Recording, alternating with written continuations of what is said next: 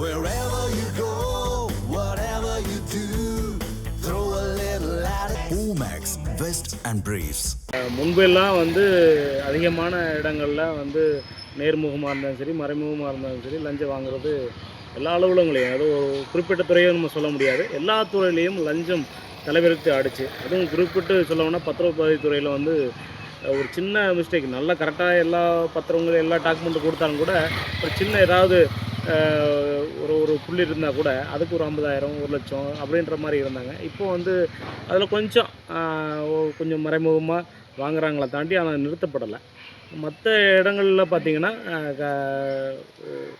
மக்கள் வந்து அலைக்கழிக்க போகிறாங்க. ஒரு 2 நாள் செய்ய வேண்டிய வேலையை கிட்டத்தட்ட ஒரு 15 நாள், ஒரு மாதம், நீங்கள் நாளைக்கு வாங்க, நாளை கழிச்சு வாங்க அப்படின்னு தொடர்ச்சியாக வந்து மக்கள் அழைக்க போகிறாங்க. அதனால் என்னென்னா, போனால் 5,000 கொடுக்குற இடத்துல நீங்கள் கொடுக்குங்க அப்படின்ற மாதிரி சொல்கிற இடத்துல ஒரு 500 ஒரு 1,000 2,000 மக்கள் கொடுத்துட்டு தான் இருக்கிறாங்க.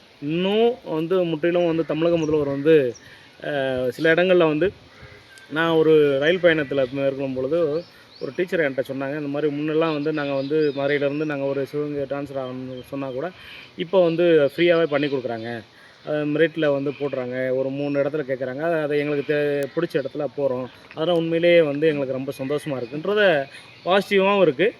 அதே மாதிரி வந்து சில இடத்துல வந்து அது நெகட்டிவாகவும் வந்து எப்படின்னா வந்து தப்பும் நடக்குது.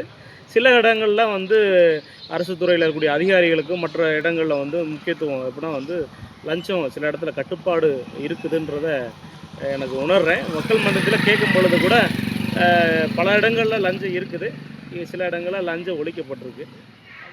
ஆனால் பெரும்பாலும் இப்போ எங்கள் கிராமங்கள் எல்லாம் பார்த்தா அந்த அளவுக்குலாம் ஸ்ட்ரிக்டாகலாம் இல்லை. முதல்ல வந்து லஞ்சம் வந்து நேரடியாக கேட்பாங்க, இப்போ நிறைய கைக்கூலிகளை வச்சு கேட்குறாங்க. இவ்வளோதான் மாற்றமாக இருக்குது. மற்றபடி லஞ்சம் வந்து குறைஞ்சிருக்கா அப்படின்றதான் அது குறையவெல்லாம் இல்லை. இப்போ மக்கள் வந்து ஒரு புகாரை வைக்கிறாங்க அப்படின்னா வேகமாக வந்து கொடுக்கணும். இப்போ லஞ்ச ஒழிப்புத்துறையிலையும் நாங்கள் போய் புகார்கள் பல தடவை வைக்கும்போது என்ன சொல்கிறாங்க, இந்த ஆவணம் கொண்டு வா, இந்த ஆவணம் கொண்டு, எல்லா ஆவணமும் சேகரிக்கிறதுக்காக நாங்கள் இருக்கோம். நாங்கள் இந்த மாதிரி குற்றம் நடக்குது அப்படின்னா சில ஆவணங்களை அவங்க தான் தேர்வு பண்ணணும். மக்களுக்கு எவ்வளோ நாங்கள் திரட்டி நாங்கள் கொடுக்க முடியும், எவ்வளோ எவிடன்ஸ் நாங்கள் கொடுக்க முடியும். நாங்கள் ஸ்பாட்டில் வந்து நாங்கள் தான் பாதிக்கப்படும். இப்போ விஜிலன்ஸில் இருக்குன்னா புகார் கொடுத்தோன்னா அப்படின்னு சொல்லி அவங்க தான் வரணும். வாய்வழி வார்த்தையாக இல்லாமல் செயல்பாட்டில் இருக்கணும் அப்படின்றது தான் எங்களோட கோரிக்கையாக இருக்குது. அதிகாரி வந்து விஓ ஆஃபீஸில் வந்து பட்டா விஓ பணம் ரேஷன் கார்டுக்கு கால தாமதம் ஆகுது. அதனால இது அரசு கவனத்துக்கு சொல்லி லஞ்ச ஒழியணும் இதுன்னு சொல்கிறாங்க. ஆனால் இன்னும் இந்த அரசு வந்து இன்னும் அதிகாரிகளை வந்து இதுபடுத்தணும். இல்லை இப்போ ஆட்சி மாற்றம் ஏற்பட்டும் வந்து அதிகாரிகள் வந்து மெத்தனமாக தான் செயல்படும். அதிகாரி வந்து மெத்தன போக்கில் தான் இன்னும் இருக்காங்க. ஆட்சி மாற்றம் வந்தாலும் இன்னும் அதிகாரிகள் மெத்தன போக்கு தான்.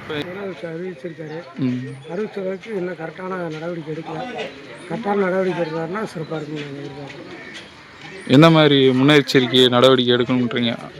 முன்னெச்சரிக்கை நடவடிக்கை வந்து ஆஃபீஸில் வந்து அதிகாரிகள் வந்து ஆய்வு பண்ணி அங்கங்கே கவர்மெண்ட் அலுவலகத்தில் வந்து ஆய்வு பண்ணி இதுக்கு தனியாக ஒரு ஆளை போட்டு இது ஒன்றுனா கரெக்டாக இருக்கும். என்ன போன ஆட்சி வந்து நேரடியாக கேட்குற மாதிரி இருந்தாங்க, இப்போ கொஞ்சம் தயங்கி கேட்குறாங்க. மற்றபடி வந்து லஞ்சம் ஒழிச்சு யாருன்னு சொல்ல முடியாது, விளம்பரமாக தான் இருக்குது.